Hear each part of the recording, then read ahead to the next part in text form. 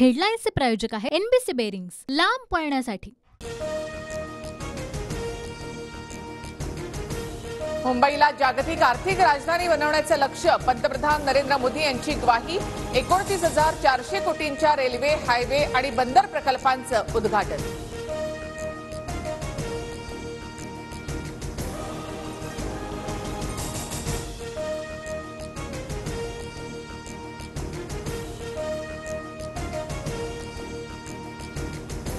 करू अजून कष्ट, जिंकून दाखवू पुन्हा महाराष्ट्र। मुख्यमंत्री शिंदेंकडून विधानसभा जिंकण्याचं पंतप्रधान मोदींना आश्वासन, तर मोदींची जिंकण्याची आणि विरोधकांची हरण्याची हॅट्रिक झाली असा टोला।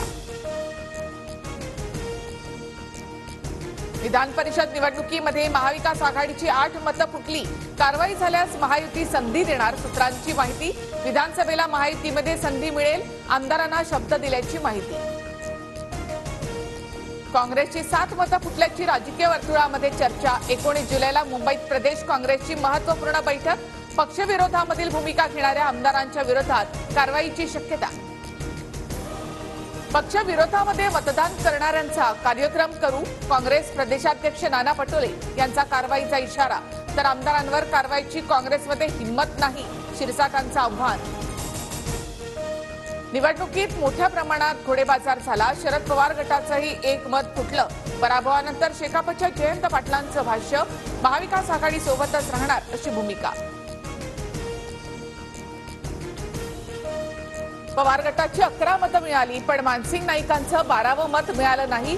शेकापच्या जयंत पाटलांकडून खंत व्यक्त, तर काँग्रेसनेही अतिरिक्त मतांपैकी अर्धी मतं न दिल्याचं म्हणत नाराजी। काँग्रेसचे 7 आमदार आधीच फुटलेले होते।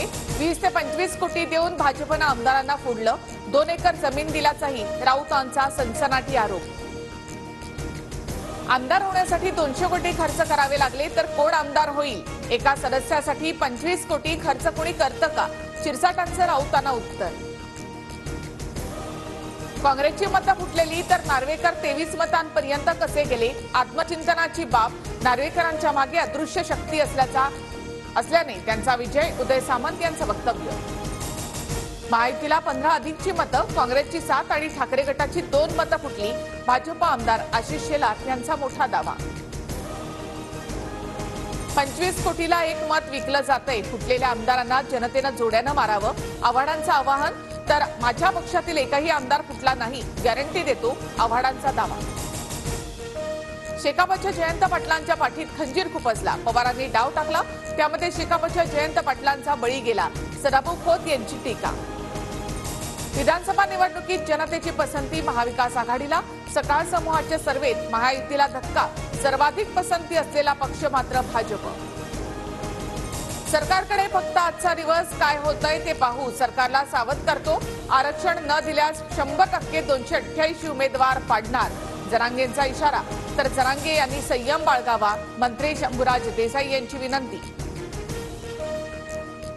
आरक्षणाला हरताळ फासण्याचं काम सरकारने करू नये, लाखो ओबीसींचा समुदाय मुंबईत आल्यास जनसागर उसळेल, ओबीसी आंदोलनकर्ते लक्ष्मण नाईकांचा इशारा।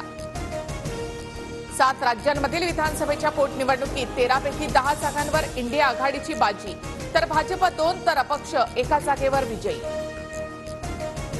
महसुली जमा आणि खर्चात तफावत वाढली, कॅगचे राज्य सरकारवर ताशेरे। कर्जाचा बोजा 8 लाख कोटींवर गेल्याचं कॅगचं निरीक्षण। वास्तववादी अर्थसंकल्प मांडण्याची कॅगची सूचना। महाराष्ट्राच्या तिजोरीतील 50,000 कोटी मंत्रिमंडळाने आणले नव्हते, ते पैसे गोरगरीब कष्टकरी जनतेच्या खिशातले आहेत, हिशोब लागलाच पाहिजे। कॅगच्या अहवालानंतर आव्हाडांचा सरकारवर निशाणा। वादग्रस्त IAS पूजा खेडकरला नगरच्या शासकीय रुग्णालयानं दिव्यांग प्रमाणपत्र दिल्याची माहिती। शासकीय रुग्णालयाचे दस्तावेज तपासताना आढळल्या नोंदी। मुंबईसह उपनगरामध्ये जोरदार पाऊस, ठिकठिकाणी पाणी साचल्यामुळे वाहतूक कोंडी, प्रवाशांचे हाल। तर अंधेरी सबवे सुद्धा तुडुंब भरल्यानं वाहतुकीसाठी बंद। मुंबईला पुढील 36 तासात अतिमुसळधार पावसाचा इशारा। रायगड, रत्नागिरी, संभाजीनगर, पालघरमध्ये पावसाचा कहर। मुख्य बाजारपेठेमध्ये पाणीच पाणी, रस्त्यानं नदीचं स्वरूप, वाहन चालकांची तारांबळ। तर सोसाट्याच्या वाऱ्यामुळे शेड कोसळल्याचीही घटना। सोलापूरच्या खुडूजमध्ये संत ज्ञानोबांच्या पालखीचं दुसरं गोल रिंगण, तर माढ्यामध्ये मुक्ताई पालखीचं जल्लोषामध्ये स्वागत. जेसीबीच्या सहाय्याने पालखी रथावर फुलांची उधळण. हेडलाईन्सचे प्रायोजक आहे एनबीसी बेरिंग्स, लांब पळण्यासाठी.